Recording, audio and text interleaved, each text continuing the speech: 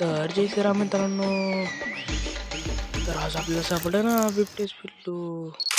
तर ते कसं काय ते मी तुम्हाला पुढे सांगतो. तर त्याच्यासाठी पूर्ण ब्लॉग बघा.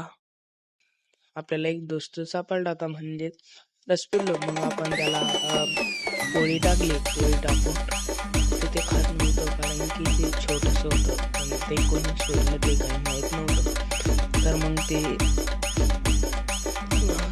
पोळी खायला लागलं. मग त्याच्यानंतर ते बघा कसं वाघावणे बसले. बिबट्याच पिल्लू सापडलेच काही. मग त्याच्यानंतर मी बोरं खायला गेलो.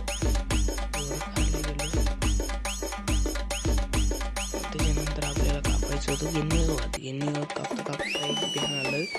म्हटलं आपण पण आदित्य भाऊनी काळी चप्पल घेतली. त्याच्यानंतर मी गेलो घरी. मग त्याच्यानंतर मी घरी गेलो. मग बघितलं तर रस्त्यावर साप पडला होता. त्याला जाऊन बघितलं आणि रस्त्याच्या बाजूला काढायला मदत केली. मग त्याच्यानंतर तर जय सर मित्रांनो, तर तेवढं जाता एकदा फॉलो करून जा.